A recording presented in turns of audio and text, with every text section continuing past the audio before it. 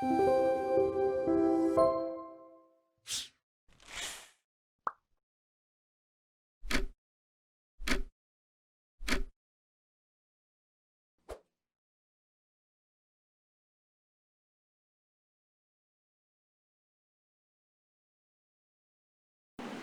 pessoal, tudo bem? Voltando então aqui para o nosso bloco 3,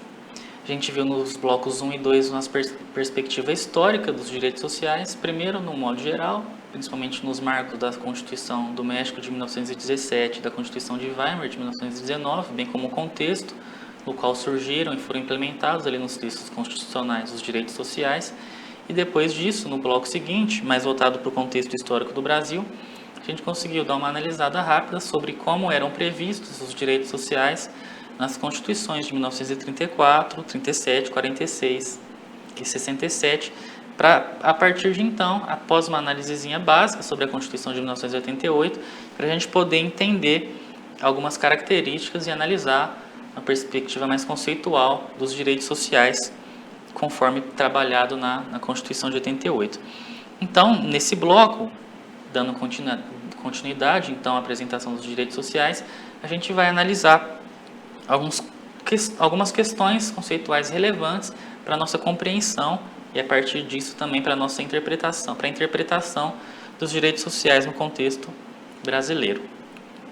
Então, antes da gente trabalhar os direitos sociais inseridos na Constituição, ou seja, de uma maneira mais voltada para analisar cada um dos direitos e como eles se dão na prática, inclusive, a gente vai procurar, antes disso, entender os direitos sociais no contexto do direito constitucional brasileiro. Então, a gente viu que a essência dos direitos sociais, por exemplo, por meio da compreensão do contexto que eles surgem, seria então a exigência de prestação pelo Estado, no sentido de gerar algumas condições de implementação de programas públicos, de programas por meio dos quais o Estado começaria a intervir de uma maneira mais material, num sentido mais concreto, na esfera dos indivíduos, garantindo-lhes, então, condições mínimas de existência digna, com o objetivo de buscar eliminar ou até mesmo de reduzir as desigualdades materiais existentes. Então, nessa ideia, conforme o professor Bernardo Gonçalves Fernandes, ele fala que os direitos sociais, eles vão exigir então essa atuação do Estado para gerar condições de implementação desses programas públicos para garantir então, como eu mencionei, a existência digna, condições de existência digna para os indivíduos nesse sentido de reduzir desigualdades. Então, a ideia geral desse sentido vai se referir então a um conjunto de faculdades e de posições adotadas pelo Estado, por meio das quais os indivíduos podem exigir do Estado, então, essas prestações que vão garantir algumas condições mínimas materiais. Então, é importante a gente relembrar nesse sentido, então, que a busca pela implementação desses direitos sociais como forma de redução de desigualdade, ela tem importância central, tendo em vista a caracterização dos direitos sociais como direitos fundamentais pela Constituição da República Federativa do Brasil de 1988. Se a gente for analisar, por exemplo, a perspectiva desses direitos fundamentais numa perspectiva de gerações ou de dimensões, ela estaria inserida, então, nessa segunda geração, nessa segunda dimensão de direitos que se relacionam aos direitos de igualdade. Enquanto a primeira geração ela estaria muito mais voltada para direitos de liberdade, essa segunda geração ela busca a redução de desigualdades, por isso que ela se insere nesse contexto de direitos de igualdade. Então, é nessa perspectiva que a gente entende que os direitos sociais eles vão buscar a implementação de uma justiça social, vão buscar a concretização e a construção de uma sociedade mais livre, de uma sociedade livre e justa, inclusive uma das maneiras principais de se alcançar essa sociedade justa e igualitária, que é a redução de desigualdades sociais. Então, os direitos sociais eles devem ser compreendidos nesse arcabouço completo constitucional, inclusive de fora, não só analisadas como um rol taxativo de direitos, como ali previsto nos artigos 6º a 11 e as remissões que esses artigos fazem.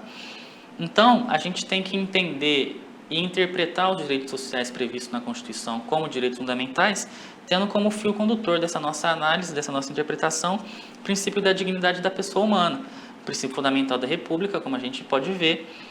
que está inserido no artigo 1º, inciso 3º da Constituição da República Federativa do Brasil de 1988. Então, sempre quando a gente for pensar numa análise teórica, numa compreensão teórica dos direitos sociais, inclusive quando a gente for pensar numa atuação prática na busca por demandas judiciais, por exemplo, de implementação de direitos sociais, a gente deve pensar, deve interpretar os direitos sociais a partir do princípio da dignidade humana, para poder, então, a partir dessa junção dos dois princípios, principalmente dos princípios previstos no artigo 1º da Constituição, para a partir daí a gente entender os direitos sociais. Então, é nesse sentido que a gente deve entender os direitos sociais como fundamentais, de modo que a gente já vê, por exemplo, a defesa de direitos, por exemplo, na busca por direitos à saúde, acesso à saúde, à educação. Então, a gente consegue já entender nessas demandas práticas, por exemplo, como que a gente deve interpretar os direitos sociais no caso concreto. Então, uma ideia importante com relação a entender os direitos sociais como direitos fundamentais, que é uma característica própria desses direitos sociais do jeito que foi previsto na Constituição de 88, é a aplicabilidade direta e a eficácia imediata desses direitos fundamentais, conforme a própria Constituição estabelece. Então, os direitos sociais, para a gente poder entendê-los um pouquinho melhor sobre algumas perspectivas, eles podem ser analisados, inclusive, sob uma perspectiva de uma dimensão negativa ou de uma dimensão positiva, por exemplo. A ideia de uma dimensão negativa dos direitos sociais, ela refere-se a uma função de defesa, ou seja, uma função defensiva que o Estado assume no sentido de que naqueles campos, naqueles ramos, ou seja, naquele direito, o Estado não poderá intervir, não poderá atuar de maneira que limite ou que restrinja o acesso ao direito, por exemplo. Ou seja, essa dimensão negativa dos direitos sociais é uma vedação a comportamento, ou seja, uma limitação à atuação do Estado, de modo que o Estado não possa intervir em determinados pontos. Por outro lado, a dimensão positiva, ela se refere a uma demanda por uma prestação material por parte do Estado. Ou seja, a dimensão positiva ela exige que o Estado atue de modo a garantir e a possibilitar materialmente que determinados direitos sociais sejam implementados e sejam garantidos. Ou seja, as duas demandas elas atuam tanto no sentido de restringir a atuação do Estado, de modo que o Estado não possa e não intervenha de maneira que lesione ou que viole tais direitos sociais, e também exige, por meio dessa dimensão positiva, que o Estado atue de maneira mais material no sentido de garantir e de implementar determinados direitos sociais. Então, nesse ponto, é interessante, além dessas duas dimensões, positiva e negativa, a gente analisar uma certa perspectiva procedimental do Estado no que se refere à implementação de alguns direitos sociais. Por exemplo, se a gente for considerar o direito à saúde, um direito social previsto no artigo 6º da Constituição, a gente vê que essa atuação do Estado nesse sentido procedimental, organizacional, se refere à atuação do Estado que vai, por exemplo, atuar no sentido de se organizar e se preparar para que seja possível a prestação do direito no caso concreto. Então, para que o Estado, numa dimensão positiva, implemente direito à saúde, por exemplo, ele deve se organizar e deve se preparar para que essa prestação material, no final da linha, seja possível de ser prestada. Por exemplo, um exemplo que é interessante a gente analisar é quando, por exemplo, no caso de prestação material de direito à saúde, como campanha de vacinação, então a gente vai analisar aqui, essa campanha de vacinação vai ser uma prestação no sentido procedimental do Estado, ou seja, o Estado vai se organizar, vai divulgar a campanha, vai elaborar temas, vai fazer esse chamamento para que possa implementar, então, o direito material, que é a vacinação no caso concreto. Ou seja, com vistas, então, a garantir, de um modo geral, o acesso à saúde, o Estado se atua de uma maneira procedimental, no sentido de se organizar para que ele possa, ao final das contas, implementar os direitos da saúde, por exemplo, dos indivíduos. Então, outro ponto interessante que a gente deve analisar com relação aos direitos sociais são quem são os titulares de direitos sociais. Então, tendo em vista o certo princípio da universalidade que a gente analisa com relação aos direitos fundamentais, que é um princípio por meio do qual os direitos fundamentais eles se aplicam, eles são direcionados a todas as pessoas, na mesma ideia, os direitos sociais também vão ser todas as pessoas, todos os indivíduos vão ser titulares de direitos sociais. Então, a ideia é que não haja, por exemplo, limitações de acesso, por exemplo, inclusive por conta da dimensão negativa dos direitos sociais, que não haja limitação de acesso a esses direitos sociais. É claro que nos casos concretos, por exemplo, alguns condicionamentos fáticos ou até mesmo jurídicos, eles podem ser levados em consideração na hora de aplicação do direito social ao caso concreto, mas são análises de exceção, né? A regra é que todos os indivíduos são titulares de direitos sociais por se tratar de direitos fundamentais, ou seja, de direitos humanos positivados no plano interno da Constituição, no nosso contexto brasileiro, então que todas as pessoas são titulares desses direitos. Então, é interessante a gente analisar, por exemplo, o direito ao transporte, que é um direito social previsto no artigo 6º,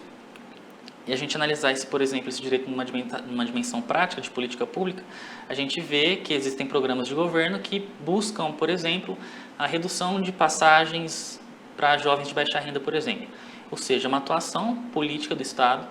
que busca levar para os casos concretos a implementação do direito a transporte às pessoas que não teriam condições de se deslocar de um ponto para o outro, se não fosse a atuação do Estado. Então, a gente analisa aqui nesse caso, por exemplo, essa é uma política pública voltada para jovens de baixa renda. Isso significa que, por exemplo, os indivíduos, os jovens que não se enquadrem nesses critérios, eles são impossibilitados de exercer o direito ao transporte? Não, mas essa é a ideia da prestação material do Estado de redução de desigualdades, por exemplo. A partir dessa política de tratar esses jovens de baixa renda com uma certa